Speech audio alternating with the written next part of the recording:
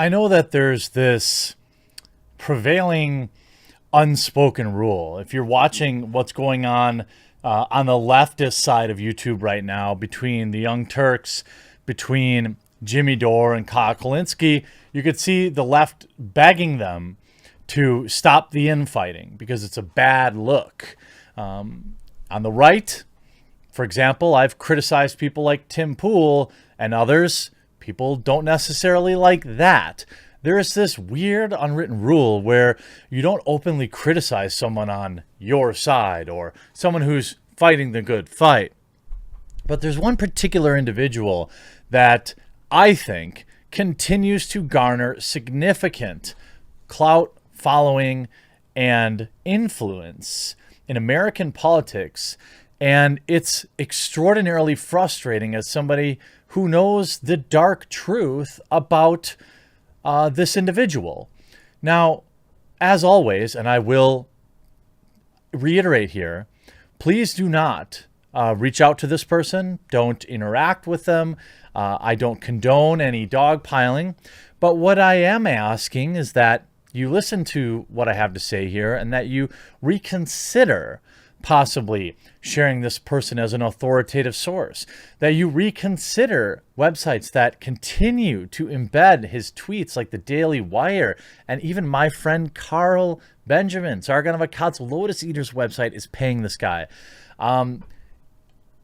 It is absolutely, without a doubt, in my opinion, irrefutable anyway. It's not just my opinion, it is irrefutable that Ian Miles Cheong has done some horrendous things to other people, including but not limited to doxing them, admitting to it, which I will show you, allegedly getting a dog injured and laughing about it, which I will show you, something he's denied vehemently on Twitter, yet audio clips exist of him admitting it and laughing about it. This is a man that stole money from me directly, that lied to me for months as an employee. This is not somebody that I want to see continually retweeted by authoritative sources. This is somebody that's never set foot on American soil, but has grifted their way successfully to some sort of authoritative source because he just takes other people's clips and posts them on the internet. Never, of course, giving credit to the original source, something any real journalist would do, or would at least try to do, or would do occasionally. Ian Miles Cheong is the definition of a grifter. This is somebody who has had every possible political belief at the most opportune time for themselves. The most profitable time for them to be left-leaning, they were. The most profitable time for them to be right-leaning, they were. They have never, in my opinion, believed anything politically about what the side, quote unquote, is that they're supporting. It's been about money. This is somebody that took my money, said they were using it to pay an assistant to help aggregate articles, only to find out that they were giving that money to an e-girl to buy an iPhone. Okay? This is somebody that should have been ignored years ago, yet, like the cockroach, continues to thrive. This is just a small taste of why I am concerned with the number of people that continue to follow, tweet, retweet, and quote Ian Miles Cheong. Let's talk about Exhibit 1. Okay? This is a man who started a business with somebody he called a friend. This person's name is Andy Worski. This is a few years ago during the internet blood sports era of YouTube. Doesn't matter if you don't know what that is. I will inform you. It was a live debate era of YouTube that got particularly spicy, and there were some things said and done that were not up to YouTube standards, and that entire genre was essentially scrubbed from the internet. During that time, it was politically and personally expedient and profitable for Ian Miles Cheong to be appearing on these streams, to be orbiting people like Andy Worski and Ethan Ralph and Mr. Medicare and all of these people that were at the forefront of that kind of stream world. He was appearing regularly as a strong believer in right-wing ideals and an anti-SJW. And this is a guy, again, who has never set foot on American soil, has zero skin in the game, and profits exclusively on rage baiting and whipping everyone up into a fervor with out-of-context clips. He doesn't actually take the time to provide any context or add additional information to the clips he shares. He knows exactly what he's doing. This is now him admitting on tape to not just doxing, but swatting a business partner, another YouTube, putting their life at risk and thinking it was hilarious. Even though you see here, I called the police a few days ago to report Andy Worski for the suspicion of a crime. It had nothing to do with incidents they are accusing me of, or swatting or hurting anybody. These claims are exaggerated for the purpose of feeding a narrative. What that narrative is, he doesn't say. He just says, well, here I am caught in 164K admitting to swatting somebody, trying to impress a girl, and it's just not true. It's simply not true. They're trying to destroy me, a Malaysian man who's profiting off American suffering. They're turning against me with evidence of me doing terrible things. Therefore, it cannot be true. Take a listen. Out saying that he's going to make a video on me. That really actually set me off. I did not need to see that. I'm more than happy to just let him leave me alone. But he forced my hand, so I called the police. I actually called the police on him. I know what he does. I know he has illegal firearms. I know that he is deeply entrenched in the alt-right. I know that he has a lot of cocaine in his house. Yeah, he's f***ed. He's f***ed. I even talked to them on the phone. So, who knows? Maybe they'll pay him a visit very soon. Okay, there is no doubt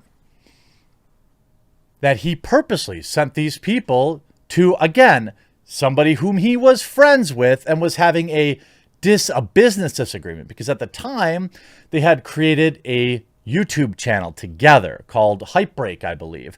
And they were going through a nasty parting of that. His way of handling that business disagreement was to put Andy Worski's life at risk willingly and laugh about it. He then goes on to claim, if anyone can produce evidence that there was a swatting incident with a flashbang or involving a dog, please provide the evidence. Keemstar is trying to promote the lie that was regarding a fabricated incident. If only there were audio where you were having a conversation with the person who was at the receiving end of this, had their dog injured, where you admitted and apologized for doing it. If only there was audio showing this. But several sheriff's deputies showed up to my father's house and threw a flashbang in the pool with my dad's dog in it. So you blew up a yellow Labrador Retriever because of mistaken identity. So, and I know that's food in your country and all, but look, that's not. Oh my God. So I was misled, clearly misled. And the idea was that you were this guy, right? And, dude, it was my dad's dog was totally out of line. Yeah. Yeah, I know. Totally didn't deserve to get flash banged and all that. Totally apologize for that. She's blind now. She's blind. Oh, send her my regards. Yeah, but yeah, no, seriously, though, that was a up. That was a up. Now you're laughing? You think that's funny? No, absolutely not. Now, thirdly, yes, this is personal to me because he didn't just take my money, he took your money. Because back when we tried to survive as a games-only website with exclusively games, that project was crowdfunded. It was also supported by a lot of my money on top of that. We ultimately failed to be sustainable, probably because we don't have huge backers, or probably because websites are dead. It's a wide variety of reasons. I digress. I thought Ian was well connected at that time, so I hired him as my editor-in-chief for the website because I don't know anything about running websites. And within days, he had begun misappropriating company funds to, and I kid you not, send money to an e-girl so she could buy an iPhone. I am not kidding. I only discovered this after he had drawn several salaries, monthly salary payments from me, and then requested more money for an assistant, which I provided him. And when I asked what this assistant would be doing, or what they had been doing, because they had obvious tasks outlaid, I was convinced it was a relatively small amount of money, and I was anxious to get the website going, and so I believed that this would help get articles going faster. After 1 or 2 payments to said assistant, I started to question what exactly they were doing. And when I did, he immediately folded and admitted the truth that he was stealing my money. That's why I don't like Ian. I think you would understand and respect that. I think most people would. This man is a manipulator, a shapeshifter, a chameleon, surviving off the division in America when he doesn't have to live in it. He's never set foot here from what I can tell. Never plans to. Yet somehow this dude gets on Fox News. Somehow Joe Rogan shouts this guy out.